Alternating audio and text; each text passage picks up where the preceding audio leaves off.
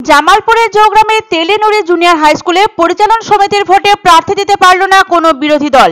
শনিবার তেলেনুড়ি junior high স্কুলে পরিচালন সমিতির ভোটে নমিনেশন জমা দেবার ডেট ছিল, যার টাইম ছিল দুপুর 2টা পর্যন্ত। দুপুর 2টো পর্যন্ত দেখা যায় 6টি পদের জন্য তৃণমূল কংগ্রেস ছাড়া আর কোনো দল প্রার্থী দিতে পারেনি। সকাল সকাল ব্লক সভাপতি মেহমুদ খান ও বিধায়ক অলোক কুমার মাঝির নেতৃত্বে তৃণমূলের 6 প্রার্থী নমিনেশন জমা দেন। এই উপলক্ষে আরও উপস্থিত ছিলেন কার্যকরী সভাপতি ভূতনাথ মালিক, আইএনটিটিইউসি সভাপতি তবারক মণ্ডল সহ সকল শাখা সংগঠনের নেতৃত্বরা ছিলেন। জৌগ্রাম অঞ্চল সভাপতি মৃদুল কান্তি মণ্ডল। যেখানে নমিনেশন দেওয়াকে কেন্দ্র করে উৎসবের মেজাজে তৃণমূল, সেখানে দেখাই পাওয়া যায়নি বিরোধীদের।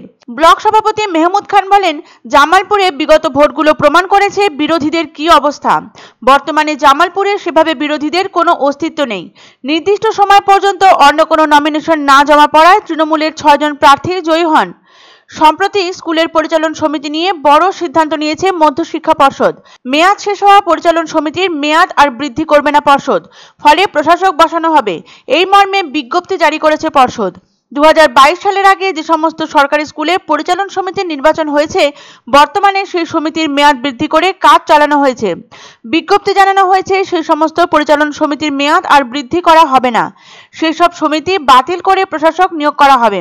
কিছু স্কুলে পরিচালন সমিতি সংক্রান্ত মামলা বর্তমানে বিচারাধীন, সেই মামলার নিষ্পত্তি হলে সেই সব স্কুলে পরিচালন সমিতি গঠন হবে। শনিবার দিন তেলেনুড়ি জুনিয়র হাই স্কুলে পরিচালন সমিতির ভোটের নমিনেশন জমা দেওয়ার তারিখ ছিল। দুপুর 2টো পর্যন্ত ছিল তার সময়সীমা। তবে আশ্চর্যজনকভাবেই দেখা যায় যে 6টি পদের জন্য একমাত্র তৃণমূল কংগ্রেস ছাড়া অন্য কোনো দল প্রার্থী দিতে পারেননি। স্বভাবতই এই নমিনেশন দেওয়াকে কেন্দ্র করে উৎসবের মেজাজ পরিলক্ষিত হয় তৃণমূল শিবিরে। নমিনেশন জমা দেওয়ার সময় সেখানে উপস্থিত ছিলেন আইএনটিটিইউসি সভাপতি তবারক মণ্ডল, কার্যকরী সভাপতি ভূতনাথ মালিক সহ একাধিক বিশিষ্ট ব্যক্তিরা। তৃণমূল প্রার্থীদের নেতৃত্ব দেন ব্লক সভাপতি মেহমুদ খান ও বিধায়ক অলোক কুমার মাঝি। এই প্রসঙ্গে ব্লক সভাপতি মেহমুদ খান বলেন, জৌগ্রামে বিজেপির রমরমা থাকা সত্ত্বেও তারা কোনো প্রার্থী দিতে পারলেন না। গত উপনির্বাচনেও জৌগ্রাম শুধু নয়, গোটা পশ্চিমবঙ্গেই শেষ কথা বলেছে তৃণমূল কংগ্রেস। মুখ্যমন্ত্রী মমতা বন্দ্যোপাধ্যায়ের নেতৃত্বে যেখানেই ভোট হবে, সেখানেই বিরোধী দলের কোনো অস্তিত্ব থাকবে না। মুখ্যমন্ত্রীর হাত ধরে রাজ্যে যে বিপুল উন্নয়ন হয়েছে, তাতে তাকে 2 হাত ভরে আশীর্বাদ করেছেন সাধারণ মানুষ। পাশাপাশি তিনি বলেন, মমতা বন্দ্যোপাধ্যায়ের শুভকামনায় বিনা প্রতিদ্বন্দ্বিতায় জয়লাভ করেছে তৃণমূলের 6 সৈনিক। বিরোধী থাকলে খেলাটা মজাদার হয়, খেলা একতরফা হলো।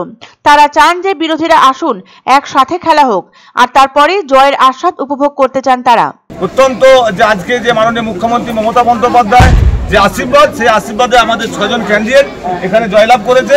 এখানে আমাদের মৃদুল আছে, আমাদের তারক টুডু আছে, আমাদের বিধায়ক আছে, আমাদের প্রধান আছে, এবং এখানে তৃণমূল কংগ্রেসের যারা সৈনিক প্রত্যেককে এবং তাদের দাঁত দিয়ে এখানে সকাল থেকেই পড়েছে। এক অন্য অনুভূতির স্পর্শ পাওয়া যায় রয়কো ব্র্যান্ডের গেঞ্জি ও জাঙ্গিয়ায়। তাই ছোট বড় সবার পছন্দ রয়কো গেঞ্জি ও জাঙ্গিয়া। প্রস্তুতকারক জয়মনি হোশিয়ারি, কলকাতা। আনন্দ সংবাদ, আনন্দ সংবাদ। 30 বছরের নির্ভরযোগ্য প্রতিষ্ঠান ইন্দ্রমণি রাইস মিল। আমাদের কয়েকটি জনপ্রিয় ব্র্যান্ড হলো তাজ, বরলি, খুশি ইত্যাদি। আমাদের factory outlet CG trading company, Dinbazar, axis ব্যাংকের পাশে, জলপাইগুড়ি। এখানে সুলভ মূল্যে গুণগত মানের সব ধরনের চাল পাওয়া যায়।